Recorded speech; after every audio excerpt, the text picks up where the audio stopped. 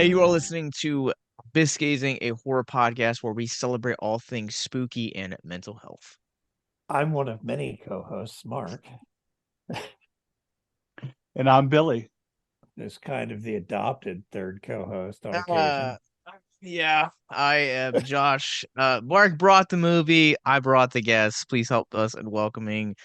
He is the star, the writer, the director, the probably editor at some point, the multi-talented Mr. Joe Riley of the short film Woohoo. horror comedy Charlie the Canceled Skeleton. Thank you very much, Josh. Nice to be here. Well, yeah, of course, I am really glad to have you. I thought this was like a kind of a perfect mix, perfect guest for this episode. Um, we've most of us have seen it on this episode. The short film. Slacker. I'm the Mark. asshole. Mark, Sorry. the slacker. It's still pure. That's good. We don't want to ruin that Charlie, purity. Charlie's coming for you. Uh, can you tell us a little bit about the concept of what Charlie the Canceled Skeleton is all about? Yeah, it's I mean it's ultimately it's a satire on, the times. As everyone can tell by the name. It's a movie that's not really trying to poke sides at poke fun at one side or another, but really just kind of the overall sensitivity that we've grown accustomed to of if something makes me feel uncomfortable, we want to not see it, as well as the kind of the tone deaf nature that a lot of people who end up are calling for censorship end up exhibiting themselves. So really kind of a play on all that while actually taking the movie so over the top itself that it would probably offend many people on its own. So kind of a bunch of levels there, but I mean at the end of the day it's just a fun comedy, really. Fun comedy about a topical situation with buttholes and skeletons and all sorts of fun stuff. See, now Mark is really wishing he saw it now after hearing this description. I don't know how much I want to see being Yeah. linked at. So Oh, I've got ball sacks too, ball sacks. So now maybe Mark will want to see it. And the ticklers coming to the stores near you. That's right. That's right. Yeah, so we're currently in talks with some distribution platforms. Don't want to announce them yet till everything's official, but hopefully it'll be on soon for people to watch on streaming. And because I don't think I could put this one on YouTube. I think it's getting pulled right off. Oh, yeah. Trying to do that. There's no way. Yeah, yeah. One of the things that I really enjoyed about this film is it's essentially a one-two punch. So this film opens up and we get to see this fake trailer for a coming soon attraction of the Asshole Tingler.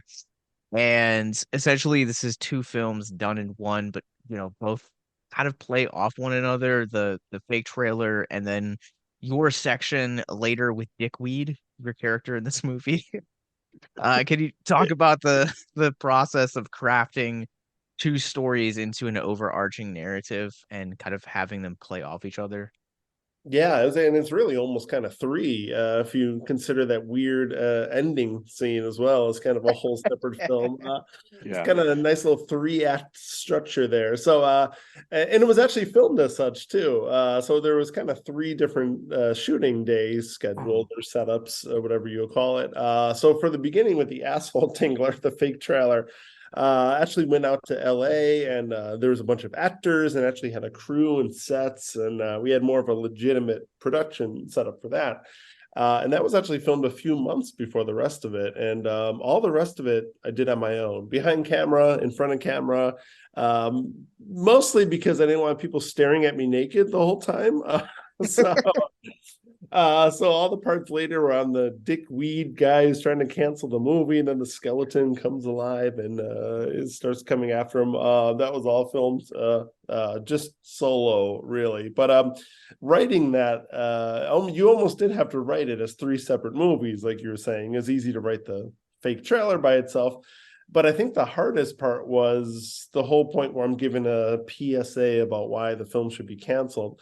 it was actually very difficult to write the comedy there in a way that wouldn't offend anyone. I know it sounds weird for a movie that's about people being offended, that I wanted to not offend people, but there's a certain point where comedy crosses over from being something everyone can laugh at, like South Park, like, hey, it's poking fun at some sides, but everyone can laugh at it, to okay, this is just like a one-sided bash of something. So there's a lot of jokes that hit the cutting room floor as a result, just to keep it to that more South Park level of it may be teasing one side or another at these certain points, but everyone should be able to enjoy it. So, so I can't say that you're the first guest we've ever brought on that I've seen naked to some capacity. Um, But but I'm the best. I can say you are the first guest that we've had on this show that I've seen their butthole. Yeah. And probably also Billy and Mark can also attribute to that. Well, not Mark yet, but he soon. Soon, fingers crossed. I feel like somehow I got spared some Yeah. horror in this whole thing. It's not horror. That's not the horror of the It's like a guy who missed his flight right before a plane crash. Oh boy, dodge that one. Yeah, so the butthole thing, I really I figured, like, what is something that nobody has done in a movie before? Everyone's seen every other part of a person, but I was thinking, like, you never see in a comedy somebody's butthole. It's like you always see a butt, you always see everything else, every other part of people, but like nobody's actually spreading their cheeks in a comedy movie. So I figured, well, let me give people something they've never seen before, unfortunately. one of the things that like as I was rewatching this in preparation for today was a Tommy Wiseau quote that basically says like, he said in the room the reason that he had to sell it was he had to show his ass. And is that kind of the same mindset where you're like, how important was the nudity of Dickweed in this to really sell the story of Charlie the Canceled Skeleton? Oh, I never even thought about that, but I forget when the point that I sort of came up with that. I don't think it was at the start, actually. So where this film actually came from, it actually came from kind of a real place. I made a film in 2021 called The Lake Parasite, and did really well all across the board. But there was one film festival who misinterpreted it and thought I was making fun of sexual assault. And just because there was a scene where a guy was getting handsy with a girl, and then a creature comes by and rips off his penis. So, as you can tell, very mature stuff, just like this film. But one film festival, I guess, really interpreted that as me laughing at sexual assault. So they sent me this whole letter saying, you're disqualified from this festival. Like, sexual assault is never a funny thing. Like, this is disgusting. So like, well, you kind of missed the whole karma of that scene. But one, and two, I was thinking, I'm cracking up at this letter about being canceled over something that is just so misinterpreted. So I was thinking, this gives me an idea for another movie. So it was kind of birthed out of that. And then all the other scenes came after that. I think I thought of the whole scene where he's in the shower or the bathroom getting ready with the butt. Have you guys ever been to one of those airport lounges? Where like those nice ones, like a Delta lounge or something? I cannot say that I have had the fortune to No. do it. Yeah, so I fly for work a lot, so I ended up getting some status with the airline. And then I started going into these lounges last year, and they have like private showers with relaxing music playing and like all these weird, like luxurious things. And then you go out and it's like LAX or something and just madness all over. So I think that whole scene at the end of the movie where it's just the skeleton's coming, everything's chaotic, but then he's in his own world in the bathroom, just kind of getting ready. That's where that was kind of born, and I figured, the butthole scene just kind of came out of that, really. So you talked about this as genre blast this past year of the challenges of that particular ending scene where you're completely naked and you have Charlie there with you. Can you talk about some of the challenges of filming yourself intentionally like naked and also trying to operate a skeleton at the same time? Oh yeah. I mean, even just leave naked out of it. Just trying to film yourself with anamorphic lenses, which are notoriously hard to keep in focus, even if you're just behind the camera, was a challenge. I actually had to have a tape measure. Sounds weird if I'm naked. Sounds a little suspicious, but and Sorry, I was thinking that right away when yeah, you said it. I'm oh yeah. sorry. There we go, 3 inches. There we go. No, it's so you actually have to have a tape measure for every scene, and you're putting it to the lens all the way to the well to the subject. So yes, to the butthole. Actually, I had to have a tape measure going from the butthole to the lens to really everything, just to make sure it was in focus the whole time. And you're too far away to really see if it's in focus. So there were some points where you just look at it, it's a little blurry. You got to redo some stuff. It took probably a good 5 times as long to make it, I would say, if you're doing everything behind the camera as well, just because of all those technical issues and setting up. And just it's a lot. I don't know if I'd recommend it to anyone to shoot and be in front. I also got to think that continuity in and of itself has also got to be a little bit of a hard problem while you're trying to operate that as well, especially if it's a one-man show. Oh yeah. Well, I mean, especially if you don't have anyone like a script supervisor who's supposed to be keeping an eye on the continuity. Like the whole time you're focused on a performance, you're focused on how it looks. One of the things you're not focused on is the continuity, like you mentioned. So there are a few moments always where you say, damn it, yeah, I messed that up. I got to reshoot that because this scene to the next doesn't match up. So Yeah, for sure. That's always tricky. So kind of like heading into a little bit of like a deeper question here on something as crazy and ridiculous with Charlie is um filmmaking in and of itself is a form of art, and what I find fascinating about art is how it reflects throughout the course of history. And so you take books, for example, like as I was like watching this and thinking about like interview questions for today, like Bradbury's Fahrenheit 451 came to mind. Super controversial book upon its release. Those couple of years, controversies lifted. No one wants to ban it anymore. Now, now in modern day, it's constantly kind of being banned upon itself. So when you're looking at a piece of art like Charlie the Canceled Skeleton, how do you feel the story commentates on not only how we consume media now, but at different parts in history? Well, I mean, it's a little bit of a snapshot now, right? It's I mean, even last night, I'm not sure when this will air, but it's New Year's Day. Surprise, everyone! Yay! But I was watching, New Year's broadcasts, and there's some people coming on TV saying like, there's this people I don't agree with, deplatform them, deplatform them. They're like yelling on TV. It's like that's just who we've become now. Like, I don't like what you're saying. I don't like, you make me feel uncomfortable. I do not want to even see you be available for anyone to listen to. So I definitely feel like we're going to move past that.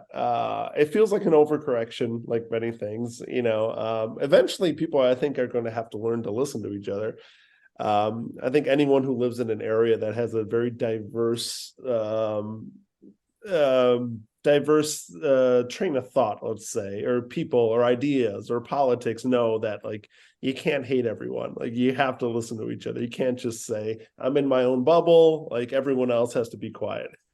So I feel like there's a backlash starting to that. When I made this, I didn't know how it would be reacted. I thought, oh, people might hate this. Everyone might be in their own bubbles and they might say, I either love it or hate it. But I think I realized that a lot of people were wanting this sort of discourse with how well it was received. Because I think a lot of people are just too afraid to just step up and say, like, finally, like somebody saying like, we can't just cancel everything. Like, we actually have to learn to live together. So I think we're going to start seeing that more and more as people, you start to see more and more media and people coming out and saying this sort of stuff. All right. Well, where can I know you kind of teased about it. When are you expecting people to get their eyes on Charlie the canceled skeleton. That sweet, sweet butthole. I'm sure yet. I'm in the talks with two different distribution platforms. One of them would be a well-known one, so it might be in the next few months available for people to see. So hard to say at the moment, as just started talks about sharing at places. But I will of course keep you up to date with that. We'll keep you guys as updated with that as well. Make sure that you guys follow us on social because the moment that Joe releases it, we'll share it out, and that way you guys can see the butthole in all of its glory. Glorious butthole. And Joe, I wanted to say I enjoyed the fact that you took cancel culture and kind of showed, hey, you're canceling it, but you're canceling yourself. Yeah, that's one thing I took from it. Yeah, exactly. You can only cancel so much until you start canceling yourself. Well, exactly. And that's sort of the way I sort of personally feel. Like if there's people out there so passionate about wanting to shut down anyone else's voices, really, like I don't want to listen to that person.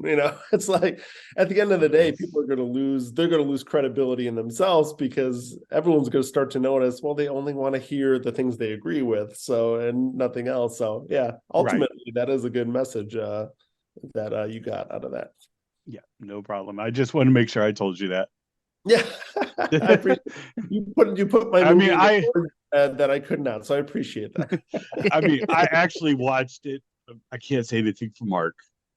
That's right. Is that Mark? What are your thoughts on the movie? Hey, Mark. In all fairness, Mark brought the movie that we're all here talking about today. Oh, okay. So there is that. So he does win. Well, we're gonna take a brief commercial break. The music that you guys are hearing now is a band called Who They Fear. This is their latest single. It says Hollow Tide. Make sure that you guys subscribe to us on YouTube. Check out the interview we did with them. And they are one of our artists we think you should know in 2024.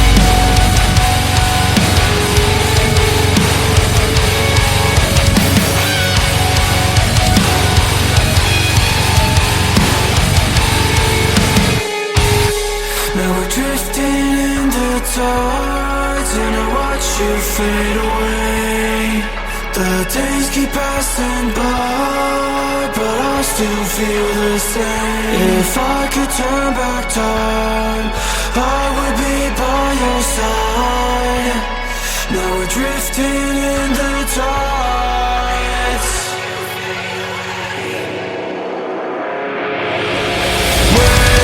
Wasting away.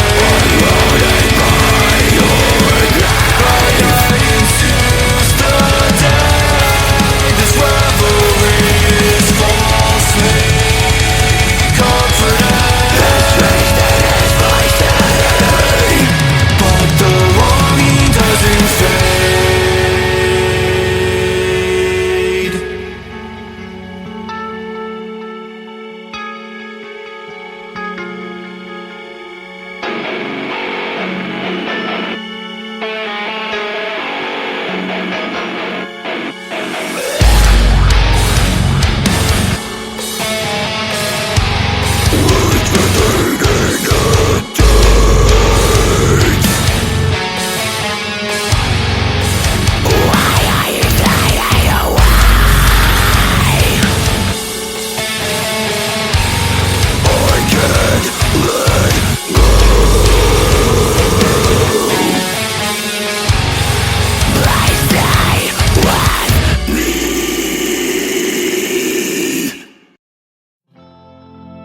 If you or someone you know is listening to this podcast right now and you're struggling with suicide, addiction, self-harm, or depression, we encourage you guys to please reach out. This is the heartbeat of why we do what we do. Suicide is currently the 10th leading cause of death in the United States, and as of this recording, there are 132 suicides that take place each and every day on American soil. And when you scale back internationally, there are 800,000 successful suicides. That is one death roughly every 40 seconds. So if you or someone you know is struggling, you guys can go to victimsandvillains.net/hope. That resource is going to be right in the description wherever you guys are currently listening or streaming this. There you'll find resources that include the National Suicide Lifeline, which is 1-800-273-8255. You can also text HELP to 741-741. We also have a plethora of other resources, including churches, getting connected with counselors, LGBT resources like the Trevor Project, and also veteran hotline as well. Please, if you hear nothing else in the show, understand that you listening to this right now, have value and worth. We get it. Suicide, depression, mental health, these are hard topics, and the stigma around them doesn't make it any easier. But please consider the resources right in the descriptions below wherever you guys are listening, because once again, you have value and you have worth. So please stay with us. Hey, welcome back to Abyss Gazing. Again, that band is called Who They Fear. The song is called Hollow Side. And before we jump into this conversation on the interesting and divisive movie that Mark has brought to us, this is just a quick message from our sponsor that if you guys love free stuff like myself and want to check out a free month of exclusive content, a mountain of movies, shows, live TV, and sports, make sure that you guys click the link in the show notes below to check out Paramount Plus for free on us for 30 days with code BUTTERS. But Mark, what did you bring us? It's a batshit crazy known as Gremlins 2. You can say that because there's actually a bat in this movie. with the Yes. Batman symbol. Yeah. Yeah, for some reason I thought this was a New Year's Eve movie or a New Year's movie, and No. I don't know why, but the craziness makes up for it. This is It's- another Christmas movie with the office building. It's a Die Hard movie. Dude, it's I not couldn't officially resist. it's not officially Christmas until Hans Gruber is thrown off a Nakatomi Tower. Well, isn't it sort of all a I'm New saying. Year's movie? And don't the Gremlins have the countdown and the party at the end and start singing New York, Yeah. New York, and like they do at the ball Yeah. drop? So it's And I very think cool. I think that's why I thought it was thinking it was, because it had been a long time since I'd seen it. But it's pretty much a live action cartoon. yeah. Yeah, I think right out the gate where you have that the intro between Bugs and Daffy, it's a completely it's just showcasing that this is a completely different breed. This Yeah. I don't know about you guys, but like this time just watching it, this movie compared to the first one felt a lot like how Texas Chainsaw 74 and Texas Chainsaw 2 feel. How Mhm. they operate completely separately.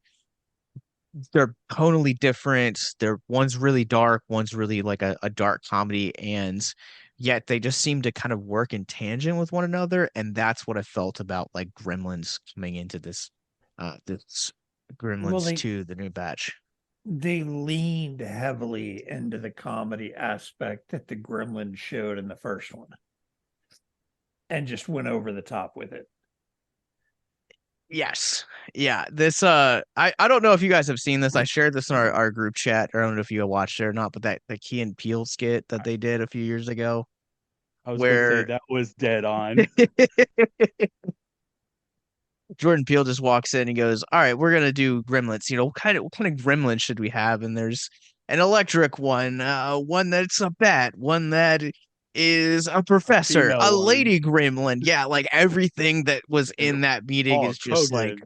Yeah. boom, here, yeah. And like so many faces were in that movie that you recognize from other stuff. You Mhm. had Christopher Lee, you had the twins that played the security guard in Terminator 2. Oh Um yeah, the guy that was Clamp, he was in a bunch of like TV shows. John Glover. Uh yeah. I'm trying to think. There were some others. Hulk Hogan. Mhm. I've seen the guy that played the the horror TV show host. I've seen him in lots of stuff too. Yeah. I just can't remember. I'm pretty sure his cameraman in the movie was Duck from 16 He Candles. was. He was. You beat me to Um, that one. the voice of the brain was oh, Walter Matthau's co-star from The Odd Couple. Tony Randall. Yeah, Yeah, Tony Randall. I mean, it's just, and there's more in the movie. If you really paid attention, there's a lot, whether it's just little bit pieces or an actual role. The head of security went on to be the medical program in Star Trek Voyager for the entire series. Robert That Picardo. actor. Yeah, it's amazing who all was in this movie. And then, like you said, the comedy, they really leaned into the comedy on this one. Like a bat or a gargoyle that had complete, you go out in the sun with no problems or anything, turned around and put him in cement and made him an actual gargoyle. That was one of the coolest Gremlins designs. That one and the spider, and I hate spiders.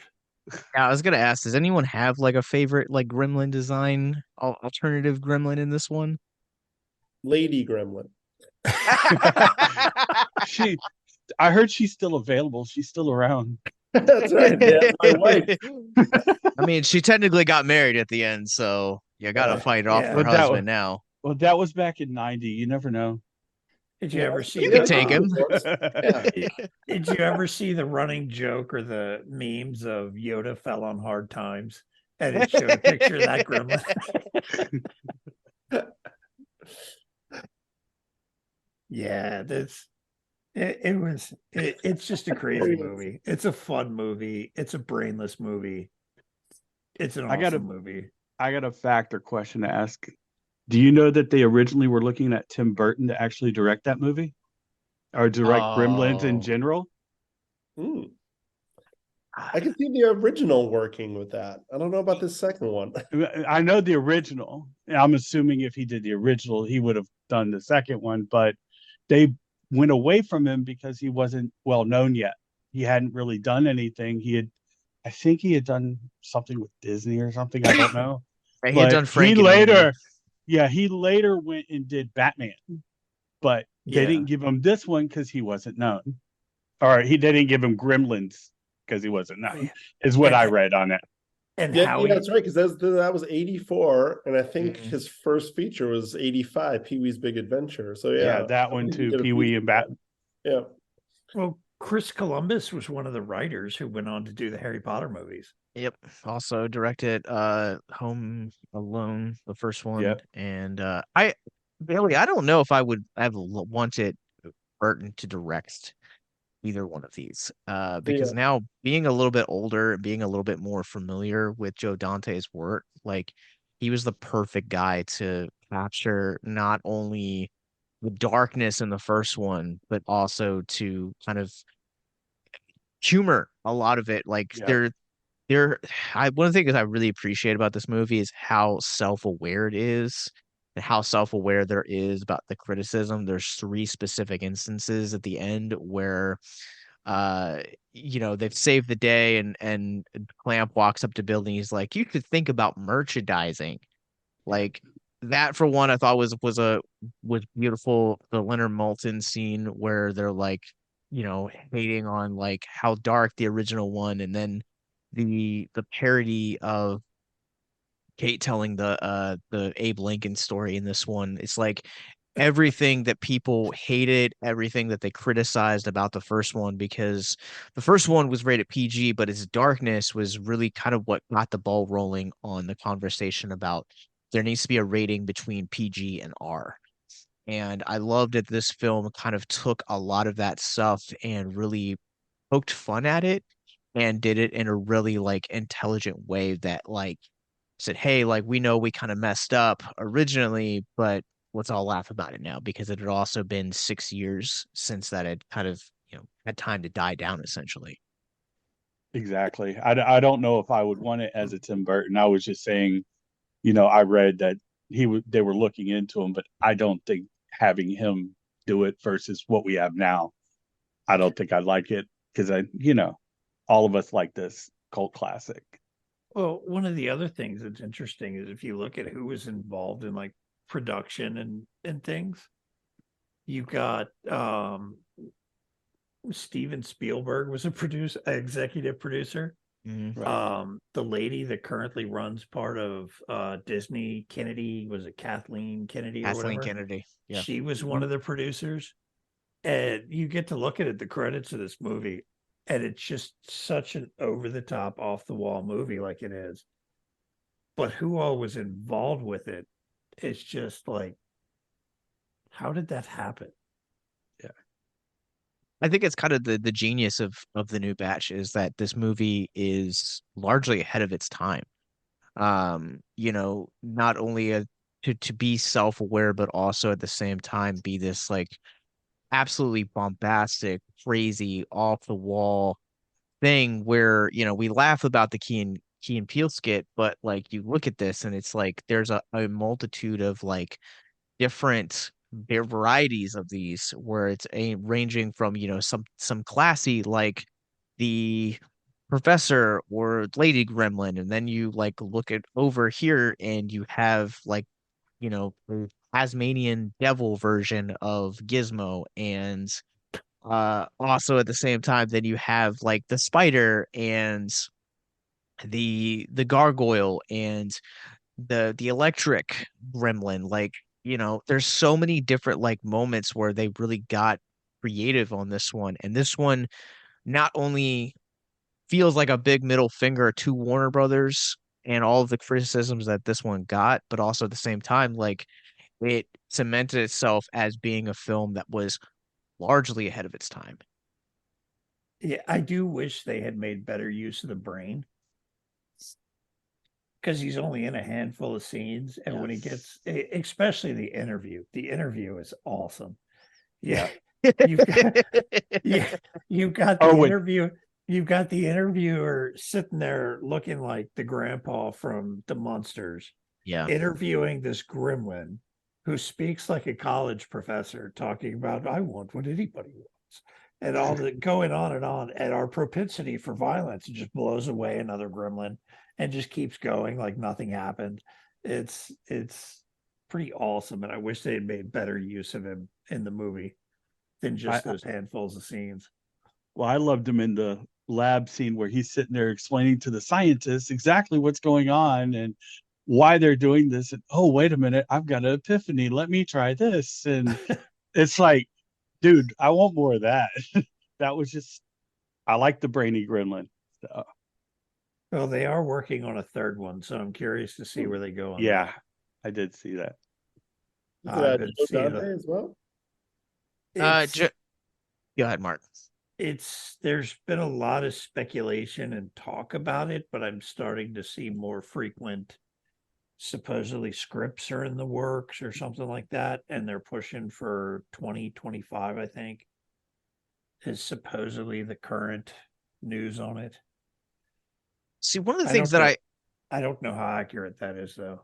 I learned last year with our Evil Dead April series that we did was you look at the Evil Dead, Evil Dead 2, Army of Darkness, Evil Dead 2013, Evil Dead Rise, and you look at the length of time that's in between each of those movies. I mean, it ranges from 6 years to 20 years. But the reason that I think all of those movies work as good as they do is because they legitimately took their time and told stories that are not only true to the characters and the lore, but also are compelling and funny and entertaining. And we also did that a couple months ago with the Phantasm series, where like those series, like, you laugh, Mark, but like those movies are like, 6 to 10 years apart from each other, all the sequels, and they're all really solid, with the exception of the fifth one. The fifth I was gonna one. say you're Well, giving the fifth one too much credit, man. I am sorry. look at how well stuff like Gremlin or Ghostbusters Afterlife was, or Top Gun Maverick, and how well they're doing. They're taking these 80s movies and like the all-female Ghostbusters just bombed. I haven't even bought, I have no desire to see it because it didn't even look entertaining to me.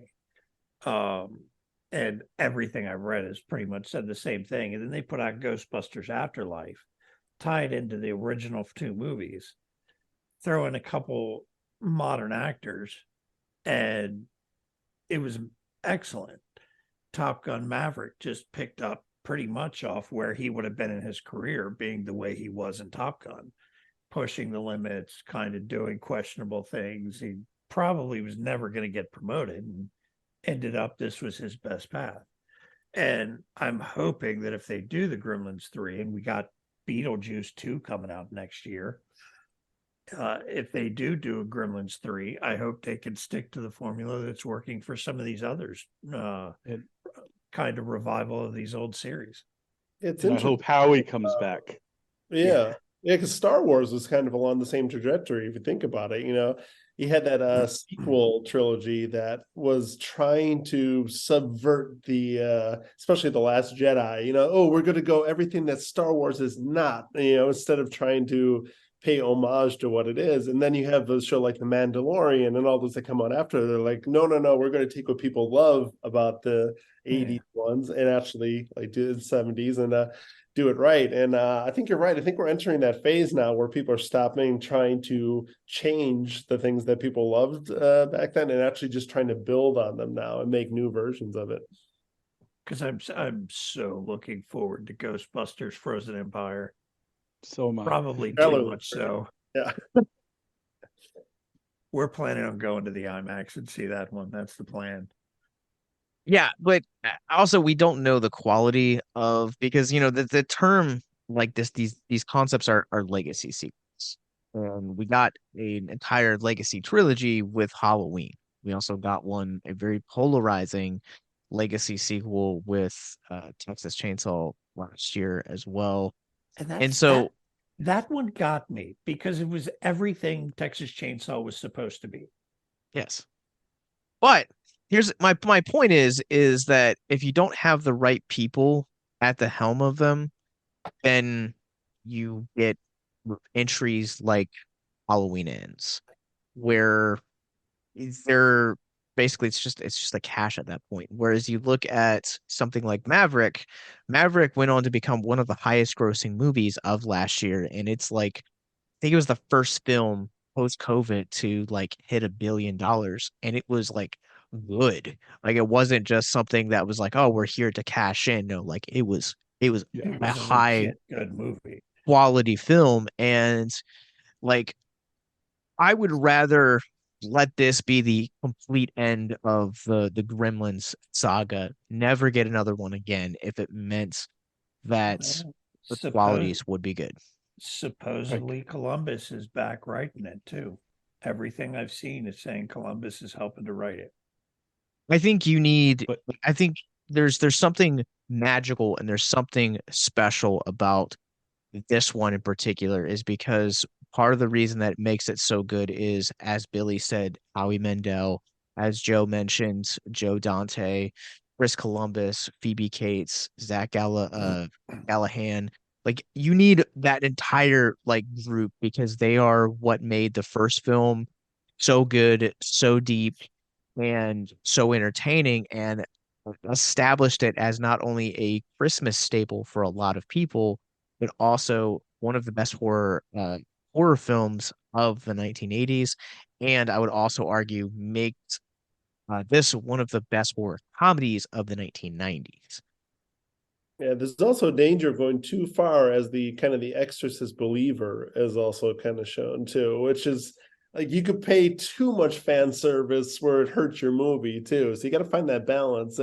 Because that movie I thought actually started solid for the first half of it, Same. and then it turned into the whole Avengers thing. Oh, we need Yeah. the actors from the original now to come Yeah, back. We need all these original characters to help, and then it just became a mess. The problem with exorcism movies in general, which we've talked about, is that they're all essentially the same story, just Yeah. different actors in place.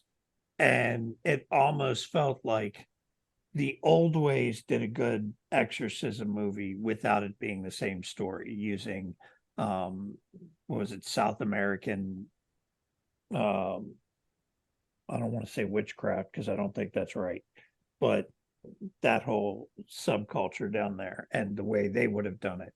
And they did a good job with it. This one kind of went, okay, well, we're going to tell everybody that there's more than one way to do it. So we're going to bring in, I'm not sure what the one lady practiced, but it almost resembled Santeria to me.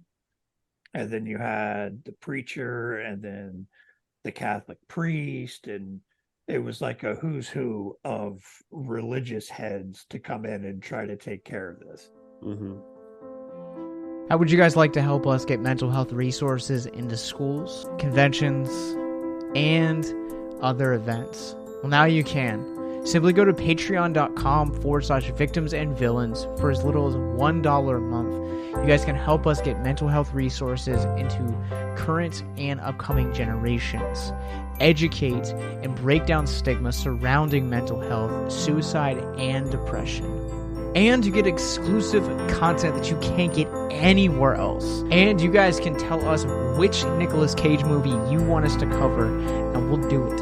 All it takes to get started is to go to patreon.com/victims and villains, or simply click the link in the episode description wherever you guys are currently listening or streaming this episode. Pick your tier and get started today. Yes, it's that simple. So quickly select the tier that you want and help us get hope into the hands of the depressed and the suicidal today.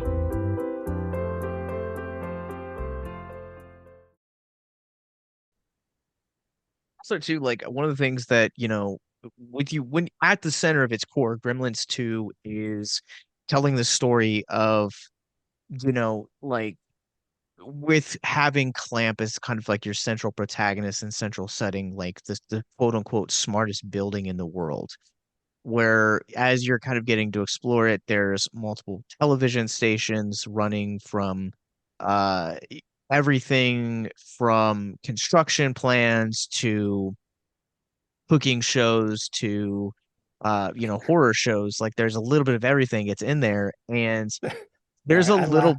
I Go ahead. laugh. You mentioned cooking shows, and it's like microwaving with Martha or Or something like that. microwaving with Marge, and you can Sorry. make this in 4.5 minutes. And every time you turn around, she's taking a big swig of her sherry. Yeah, She's like completely obliterated by the time everything happens. one of the best scenes in this movie. But I bring all of that to say that like this movie like kind of boils down to a very subtle commentary on consumerism and the way that we consume media. and how that affects our day-to-day lives. And, Clamp is kind of like this amalgamation of so many conglomerates, and it would almost kind of feel like a slap in the face to everything that this movie is to rush out a sequel just for the sake of nostalgia. It feels like it really undermines how this movie was so genius and so freaking perfect in every way to do that. I feel like the Yeah. first one was more of a statement on consumerism and Christmas and how it's just kind of destroying things. Where Different this one consumerism, though. this one felt more like a statement on the issues of technology, up and coming technology. Because what we consider normal now, like automated doors and computerized systems for office buildings, were kind of new back in the late 80s and early 90s. Yeah. And this seemed more like a statement on the issues and dangers of that technology than consumerism. So consumerism, what I'm referring to for the first one, you're right. It is consumerism of personal and like physical things and like what you can accumulate. Whereas this one, I'm talking consumerism as in consumption of media, technology, everything along those lines. Status and all that also, because Yeah. that all falls into the consumerism Josh is talking about, especially with that huge office building, middle of what was it, New York City? Yeah, Yeah, I Yeah. think it's supposed to be Trump and Tower, right? yeah, Like, I think yeah, so. I think I so. think Yeah. so. yeah, Yeah. it is behind it. And I What was it mean, called? It was called something tower, similar. Clamp. Clamp Clam Tower, towers, Plant yeah. Clamp Tower, yeah, Tower. these are very similar. So, Yeah. and then, but I will say the revolving doors going in when they weren't working, I immediately started thinking about Billy, the character Billy. His dad probably made those doors. Did you see So the juicer on his apartment counter at the beginning of the yeah, movie? yeah. Yeah. They And also then talked the about the smokeless ashtrays, yeah, so I was gonna they bring were up. being sold Oh, yeah. in the shop, and I thought it was, now it's hilarious. Back in the day, it might have been a flex, but it was hilarious how they rolled the TV in. It's like, here, we're offering you this. Well, here, you could just keep the TV. It's like, oh, that don't cost nothing now, but back then it might have. Oh yeah, very much so. It also goes to show the difference between 300 or 400 bucks in the 80s and early 90s to Yeah, 300 or 400 bucks now. There's Some good messages on that kind of got buried because they were at the beginning of the movie, but about more kind of gentrification in neighborhoods and yep. when they tore down the shop and then took all the stuff from there and just kind of big corporations absorbing small businesses as well. It gets lost in all the craziness that follows that, but the movie starts off on that strong note too. That's why I think this movie like is such so ahead of its time is because it has all of these like deeper themes in it and like thematic elements that like Mark, to your point, like that you said earlier, this is a brainless movie, but there are a lot of these things that they're talking about and they're addressing like the gentrification, like also like corporate greed as well, because to go back to the end scene where like um Clamp discovers the poster that Billy's made of their hometown. And he's like, what do you call this? And, he's trying to find like a different angle, a different avenue that he can, make money from. And I think that's a great example. And it's like some like dumb catchphrase that he has with it too. I think he calls it clamp corners where Time slows to a crawl. yeah, yeah, so something like dumb and like cheesy like that. But again, I think it's this mirror moment where you're opening up, destroying neighborhoods that we see with the shop owner and Gremlins, the Mogwai's original owner, and then you have that at the end where it's like, okay, well, we clearly didn't learn anything throughout the duration of this film because we're essentially the same people. I guess we've all survived this traumatic experience, but it's slapsticky, so it's fine, and we're gonna have this happy ending.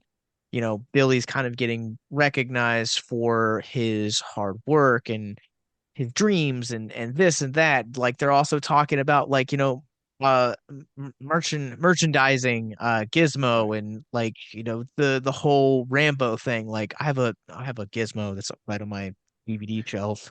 Well, And it's so yeah, as fun as this movie is, it shouldn't have happened based on one opening scene. I want to hear this. Continue. Go for it. Yeah. Please When continue. when they tear down the building is during the middle of the day and Gizmo runs out into the street. Oh, So yeah, technically this movie shouldn't have happened. that's fair. And That's they very find fair. it, the twins find him and very clearly show it's in the middle of the daytime. Yeah. So how did Gizmo not like kick the can right there in the streets trying to escape the building during the middle of the day? They captured him fast enough before it got to him. I don't know. I mean, I that's the saw only thing I can think of. we watched it for the other night and it was just like, how did nobody catch that or mention that? Maybe Like- it's a deeper meaning. Gizmo is a meaning he's the cure. Gizmo's the Mogwai Messiah. Yeah, that's right. He's Rambo. That's what he's Yeah. Rambo. That Rambo is probably one of my favorite payoffs in Yes. any film Oh yeah. at all. Like the Yeah. and then you like, I don't know what happened to him. Maybe they just pushed him too far. We'll get But, rid of the headband. No, he kind of likes that. No, one of my other scenes that I liked was like when they were in the theater and they were watching the movie and it just faded off. It felt to me, I'm not saying it is, but it felt like a nod or something towards Mel Brooks and Spaceballs, because that's what I was thinking of. Spaceballs, how we're caught up, we're on time, we're at the time right now. And it literally phased the movie out and everything when they were in the theater of what was happening at the lab at that moment. Well, it's also a fourth wall moment. Yeah, Yeah, exactly. When do you they think turn the whole way that whole scene plays out, it's kind of like a breaking the fourth wall kind of moment. so? There's two great things about that scene. First off is the mother coming out to complain to the usher, where she's like, "You guys need to, they're basically trying to cancel the usher for." And he looks at her, he goes like, "Look, we just show the movies here. We don't actually make them." Which is one of the things Right. that working in customer service for almost 20 years now that I've learned is like people always try and like to blame you just because you're physically there. It's like I don't set the prices at what they are. I don't have a say in the sales. But the other great thing about that is the Hulk Hogan scenario of that, where I'm convinced that that scene only exists because they were like, we just need We a need Hulk Hogan. wild crazy scenario where Hulk Hogan is in this movie for no other reason, just to rip his shirt and say, "Hulkster's coming for you." Yeah, and it just feeds back into the rest of the crazy cartoon moments of this entire movie. And it's awesome. I mean, if we got Hulk Yeah. Hogan wrestling Gremlins after that, that just would take him to a next level. I wonder if there's some footage of that. They have to have shot something. With the Ultimate Warrior and everything else. Bring out the Undertaker, English Yeah. Bulldog. Let's bring them all back and wrestle with the Gremlins. Or Macho Man. Got you He for might- 3 minutes. He might snap them to a Slim Jim. I don't know if that'd be good. You never know. Always worth trying though. Uh, one of the other big payoffs from this movie I thought that works really well was it's kind of played for laughs, but once you kind of get through and like understand his journey from the beginning of the end of the first film until the end of this film is Murray Futterman's kind of learning to like overcome PTSD and kind of, overcome fear in this one. I thought was handled really well. The fact that we talked about the gargoyle gremlin. The fact that he was the one that put him in cement and like took this bat and made him into a gargoyle, I thought was one of the best moments of payoff. And I walked away with being like, as ridiculous as he sounds when he's introduced into the film about like gremlins and like little green guys, by the end of the film, now that everyone's had a chance to actually see these monsters, he's no longer being, gaslit for one, but for two, it's you're also being able to see that like this movie, for as ridiculous and bombastic as it is that like anybody, if they put the time and the effort into it, can overcome trauma, can overcome PTSD. And that's one of the things that if you walk away from nothing else from this conversation, I just want you to walk away from that, listener. Yeah, and it also shows how a lot of people tend to kind of baby people with issues. Yes. Because you see his wife, it's okay, we believe you, Yes. kind of thing. I just love the fact he was able to go, see, I told you. I told you they were real. Yeah, and it's also kind of played off too with that great comedic payoff in the movie too with Phoebe Kate with where she tries to tell another holiday sad story, Uh-huh. and everyone's just like at that point like, okay, you're just like trying to victimize yourself at this, like they cut her off, and so it's like it's a good commentary there if you look at the two between like what real trauma is and like feeling like you're always in a traumatic state as well. I thought that part was very cleverly written. Well, on that note, I feel like some people sometimes can use trauma as a sense, trying to think about how to put this. Um, we could look at it as a sense of like attention seeking, whereas like other people are like, no, I've gone through some shit and I'm working my way through it. And, this is what's helped me, or, understanding that any time you have pain, like it's always good to be noted that like it's never going to be wasted if you use it correctly. If you take care of yourself and take steps to bring healing, which is part of the journey we see Murray on in the beginning of his arc in the movie, and I think that's kind of one of the things that like, yes, it's played for laughs, that Phoebe Cates scene, but like also at the same time, like it's kind of like this like intentionality, like that's not the right time to tell stories like that. Like no, Yeah. like it's I think it's a great callback to the first film, whereas like it's also again, it's not a great time to, tell stories like that. And sometimes there are people that don't kind of fully understand that social cue, and so it's like this process of like how we respond to trauma as well. Mm-hmm. Yeah, so again, ahead of its time, the movie. Even on mental health issues, it's a little ahead of its time. I know we like briefly touched about it, but can we talk about Christopher Lee, please? He's he's one of my favorite characters in this movie, and the scene where he's trying to I, get the gremlin back in, he's like, "I can get you diseases. Would you like that?" or when he receives this package, I've already got malaria. I'm waiting on The measles. Wait, That is wait, like let me take that thing you just sneezed into. I really want that It's- disease. Let me get that one. That one's it's free. I don't have to pay for it.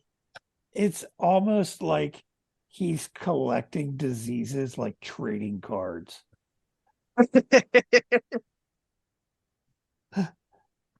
Where you're not wrong.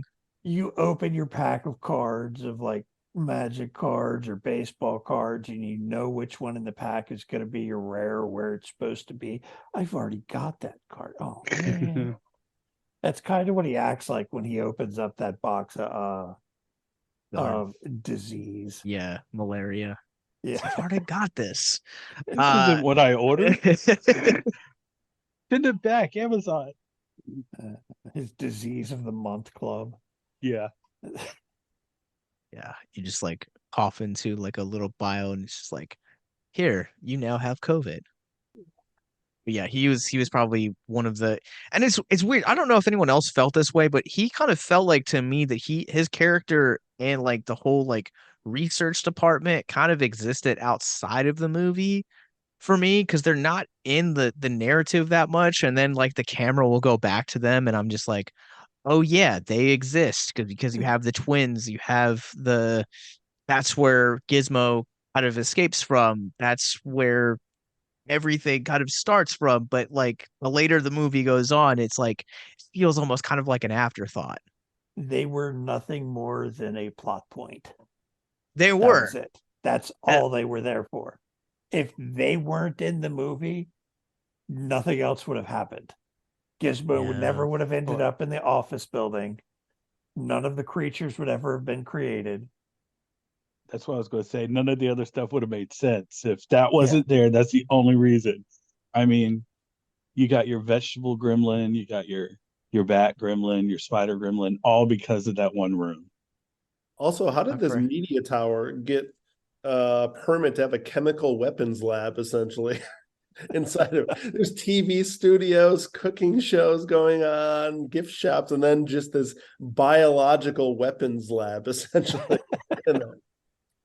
Wasn't that part of the don't ask, don't tell? Yeah, That's right. probably like because there's also that scene when Clamp first like discovers like the gremlins and that they came from the biohazard division of Clamp, and he's like, I told you those guys were nothing but trouble.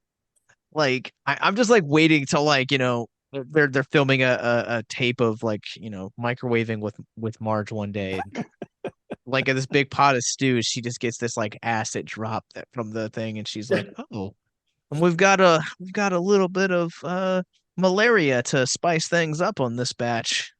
Mm, extra spicy.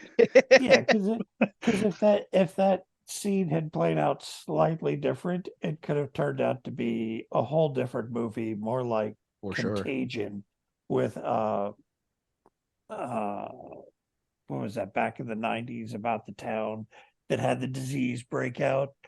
It Dustin could have turned Hoffman, into yeah. Dustin Hoffman. It could have turned into one of those movies with just a slightly different play of a scene. Yeah. All right, gents. Anything else that we feel like we haven't talked about, or anything else you guys want to talk about before we wrap this up? I think we hit everything. All right. Well, you guys can let us know what you guys think about Gremlins 2. But yeah, Joe, thank you for joining us on this episode. Where can people find you online? Well, thank you for having me. My Instagram page is This Is My First Time. So, or just Charlie the Canceled Skeleton. 2 L's spelled the British way. 2 L's and canceled there. 2 L's. 2 L's. But yeah, you can find me. Usually I'm on there the most. So you can find me there. All right. Well, Billy can be found on past episodes, including Phantasm, Ravager, Cocaine Bear. Well, Billy, where can we find you on the You can find me on my interwebs? Facebook, W Tabor, TABOR, and the number 3. All right, Mark, where can people find you? I'm still in hiding at the moment. Yes. All right. Well, you guys can find me not in hiding. I'm on Letterboxd at Captain Nostalgia. You guys can follow us wherever you guys get your podcasts from. Just search Abyss Gazing, and you guys can also click the links in the descriptions below to check out Who They Fear once again, as well as try Paramount Plus for 30 days on us with code Butters. Link is in the show notes below. But you guys can follow our parent company, Victims and Villains. We are on Facebook, Instagram, Twitter, YouTube, and wherever you guys get your podcasts from. So click the links in the show notes below.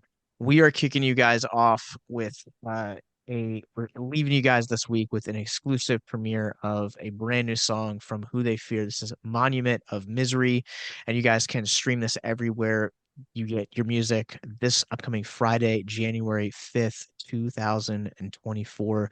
So remember, the longer you guys gaze into the abyss, the more the abyss gazes back into you.